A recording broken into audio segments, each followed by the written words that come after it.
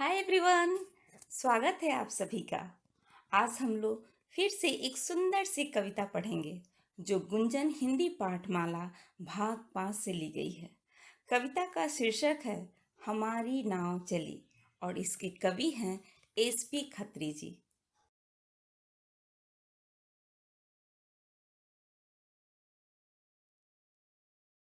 जब हमारे देश की सभ्यता का विकास धीरे धीरे हो रहा था, तब हमारे मन में यह प्रश्न उठा कि कैसे हम बड़ी बड़ी नदियों को, समुद्रों को पार कर सकते हैं। कैसे नदी के एक पार से दूसरी पार जाने के लिए किस चीज़ का प्रयोग कर सकते हैं। आवश्यकता आविष्कार की जननी है। यह बात चरितार्थ हुई उस समय जब नाव का निर्माण हुआ।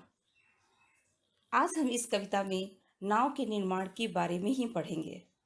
तो चलिए इस कविता को पढ़ते हैं, उसके भावार्थ को समझते हैं। आओ भैया तुम्हें सुनाए सुंदर एक कहानी, है नहीं राजा रानी की पर है बहुत पुरानी। छोटी छोटी नावें देखो हमको सैर कराती, पानी पर अटखेली करती सभी ओर ले जाती। इन पंक्तियों का भावार्थ समझते हैं। आओ भैया तुम्हें एक सुंदर कहानी सुनाएं जो किसी राजा रानी की तो नहीं है पर बहुत पुरानी है। छोटी छोटी नावें जो पानी पर खेल करती हुई हमें चारों ओर की सैर कराती है, उन्हें देखो। कुछ पुरखे थे बसे हमारे नदियों के ही तीर, कंद मूल फल खाकर जीते पीते निर्मल नीर। सोचो तो जब नाव नहीं थी तब हम क्या कर सकते, लंबी लंबी गहरी नदियां कैसे पार उतरते। इन पंक्तियों में कवि यह कहना चाहते हैं कि हमारे कुछ पूर्वज नदियों के किनारों पर रहते थे। वे कंदमूल और फल खाकर तथा इन नदियों का साफ पानी पीकर जिंदा रहते थे। अब जरा सोचो, जब नाव नहीं थी तब हम लंबी लंबी गहरी नदियां कैसे पार करते होंगे, एक किनारे से दूसरे किनारे पर कैसे पहुंचते होंगे। लड़के खेला करते थे नित्य बैठ नदी किनारे, तैर कभी कुछ पार उतरते कुछ रहते मनमारे। एक खिलाड़ी लड़का आया लिए पेड़ की टहनी, जोर लगा पानी में फेंकी रही तैरती टहनी। इन पंक्तियों का अर्थ है, बच्चे प्रतिदिन नदी के किनारे बैठकर खेलते थे। कुछ बच्चे तो तैरकर नदी पार कर लेते थे, पर कुछ न तैर सकने के कारण बैठे रहते। तभी एक दिन एक लड़के ने खेल खेल में पेड़ की टहनी जोर से पानी में फेंकी।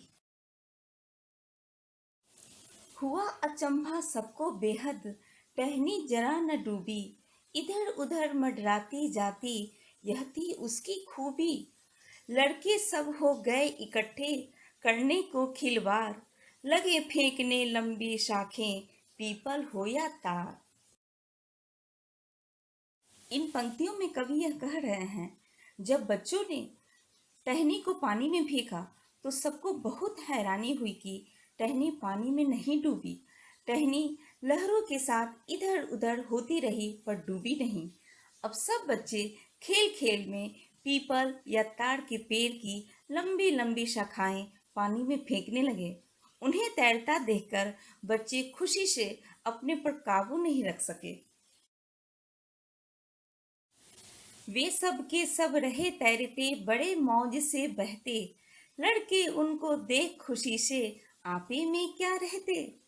पानी पर क्या तैर सकेगी मोटी लकड़ी भारी, बड़े पेड़ का तना काटने की तब हुई तैयारी। बच्चों ने यह जानने के लिए क्या भारी मोटी लकड़ी भी पानी पर तैर सकेगी, पेड़ का तना काटने की पूरी तैयारी कर ली। रहा तैरता बड़ी शान से बड़े पेड़ का लट्ठा, उसके बाद गया तैराया बड़े तने का गट्ठा। बनने तभी से नावें छोटी बड़ी हमारी, पानी से क्यों कर डर लगता विजय हुई थी भारी। इन पंक्तियों का यही अर्थ है कि वह पेड़ का तना पानी पर तैरता रहा। इसके बाद बड़े तने का गट्ठा तैराया गया। तभी से छोटी बड़ी नावें बनने लगी। सागर हमने जीत लिया है, छूट गया डर सारा, चले चीरता उसकी छाती, बड़ा जहाज हमारा। अगर नहीं वह छोटा लड़का टहनी को तैराता, बनती कैसे ये नौकाएं, क्या जहाज बन पाता। नाव बनाने को कवि ने मनुष्य की भारी जीत कहा, क्योंकि इससे नदियों और समुद्रों की यात्रा संभव हो पाई। इसी को आधार बनाकर समुद्र पर बड़े बड़े जहाज तैराकर हमने मानो समुद्र को जीत लिया है।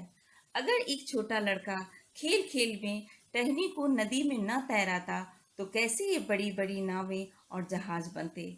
यानी उस छोटे से लड़के ने पानी पर विजय पाने का रास्ता खोज निकाला। वीडियो देखने के लिए आप सभी का बहुत बहुत धन्यवाद। अगर आपको यह वीडियो पसंद आया हो, कविता के भावार्थ समझ में आए हों, तो प्लीज़ मेरी इस वीडियो को लाइक करें और दोस्तों के साथ शेयर करना ना भूलें। जिन लोगों ने अभी तक मेरे चैनल को सब्सक्राइब नहीं किया है, तो प्लीज़ जल्दी से सब्सक्राइब कर लें, ताकि मेरी आने वाली वीडियो सबसे पहले आप तक पहुँचे।